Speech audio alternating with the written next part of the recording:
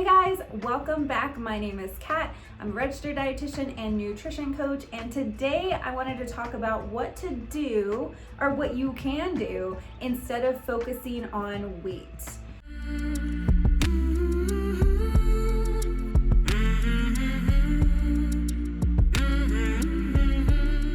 A lot of people will come to me with a goal of wanting to lose weight or maybe wanting to gain weight. What I really like to do is focus on shifting that a little bit to incorporate more of those behavior goals and behavior outcomes that really support whole health. So whenever I mention health, I always bring it back to the definition of health, that complete physical, mental, and social well-being.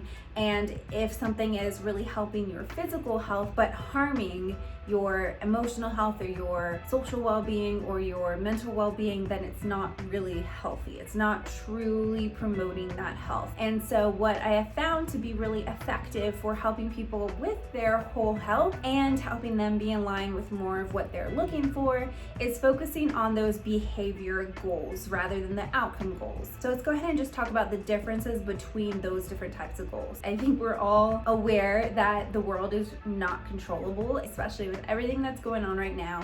And you can kind of think about it in an example of if you wanted to go on a picnic or have this party outside in this park, and let's say you plan everything. You can plan all of the logistics around that, and you can plan it on the day that the weather says that it's going to be a good day. But once that day comes, that weather forecast might change. The world is pretty uncontrollable, and so it's hard to have that perfect outcome of that amazing birthday or picnic with a sunny outside, right? Like, you don't have that control over it. Now, in a similar way, if you do want to change your weight, you can do a lot of different things. You can eat differently, you can move differently, and still not have control over how your body will react that next day, the next week. Your body might respond in a way that's not the way that it did 5 years ago and not the way that you want it to. Another example is, let's say you're an athlete.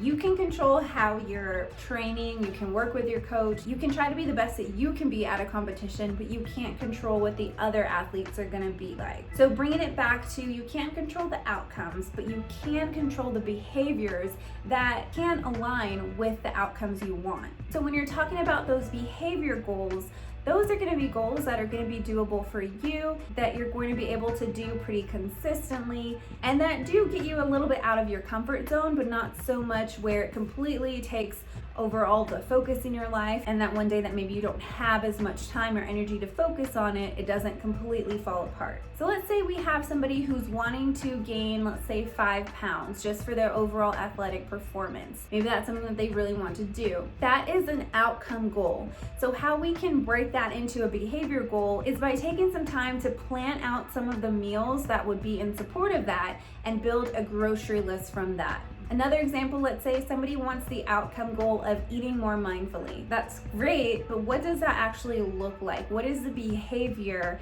of being more mindful around your food? One behavior goal that I love to use with clients is utilizing the 5 senses. So approaching food, as always, with a lot of curiosity. At first, looking at the food, how would you describe it to somebody who maybe couldn't see that food? What are the different colors of it? Does it look like another kind of food? Does it look rough? Does it look smooth? Just how would you describe the look of it? The next thing would be to just gently smell it. You can ask yourself if there are other scents that start to emerge. Can you tell if there are specific spices in there or herbs in there? Does it remind you of another kind of food? How does it truly smell to you? You could then touch your food if you wanted. You don't have to do that. You can also rely on that mouth feel. How does it feel in your mouth? Does it feel really rough? Is it soft? And then my favorite part is that taste aspect. How does it taste when you're chewing it? How does it taste before you start to chew it? When you are chewing it, do more flavors start to emerge? Does it remind you of a past experience with that food? Does it remind you of other foods? And then you could also tie in that sound aspect of it. If it's making a specific sound while you're chewing, for some people this might be really hard to do and focus on. Does it sound really crunchy? How does it sound? So that is one way that we can break down that outcome goal of being more mindful with your food into a behavior goal. Another outcome goal might be that you want to be able to choose more overall very nutrient dense foods that really support your body's health. So what does that look like? Maybe that looks like just noticing some behavior patterns, whether you're using a notebook or an app, just kind of being aware of the foods that you are choosing and how you're feeling when you are choosing those foods. And later that data can be used with curiosity to really figure out more of what's going on and be able to better get that outcome of eating those more nutrient dense foods. So kind of wrapping up the behavior aspect or behavior goals. Behavior goals are specific actions and tasks that you can do consistently or regularly that you can build skills from, and that support your physical, mental, emotional, and social well-being. Okay, so now that we got that down, as I was mentioning before, what my goal is to really show them how to approach nutrition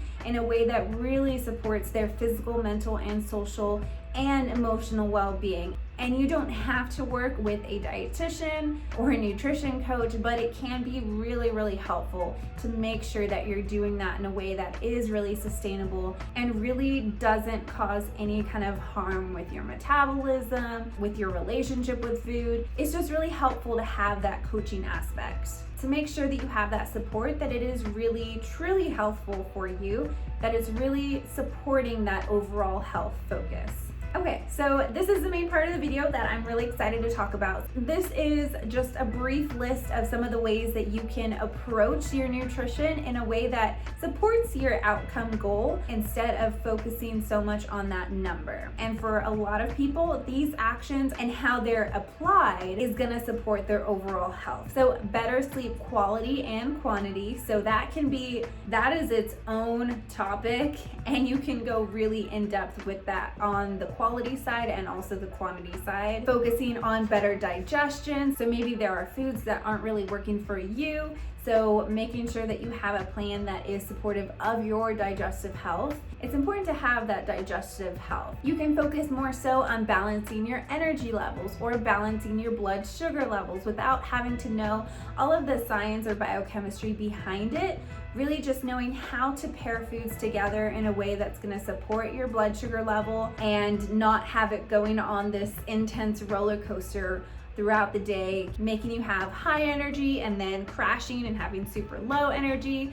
Knowing how to pair foods that's going to sustain you in your energy throughout the day. Maybe the action is going to be around eating more regularly. So if you are going several hours in the middle of the day without eating, and then after that amount of time, you feel like you are over hungry and just kind of reaching for whatever you can get, anything and everything, that is actually very common. And so that action might be just to eat more regularly. And when you start to do that, instead of going on a hunger scale from like 1 to 9, you can go from like a 3 to a 6 or a 7 and be kind of in that middle range where you can stop and feel really satisfied, feel really energized, overall feel really good without having to feel those kind of stomach pains from that overconsumption after being extremely hungry. Another might be to just focus on the physiological signs of hunger and fullness.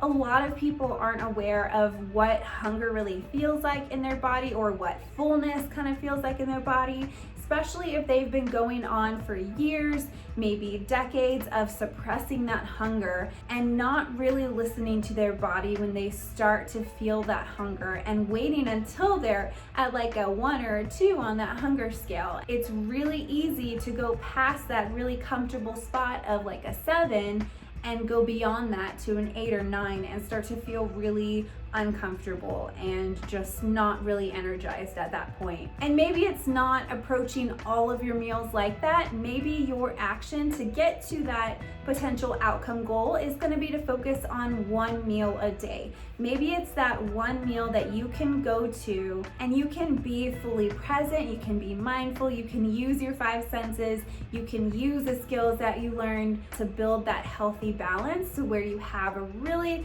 solid meal that's going to support healthy blood sugar levels. And maybe let's say a few days later you can do that, and then you add on maybe your water intake and work on improving that. So there's a lot of things that you can do. You can build. Actions are meant to be buildable. Actions are meant to build these practices. These practices are meant to build skills, and these skills are what's necessary to have those more long-term goals and to break it down in a way that really makes sense and that you know exactly what you're focused on and what you're doing from 1 week to the next. And a side note, those actions that you do should almost feel a little bit too easy, but still excite you, still be a little bit out of your comfort zone, but not so much that if you have a really challenging day, your energy buckets are completely full, you don't have time or the desire or ability to give that extra energy,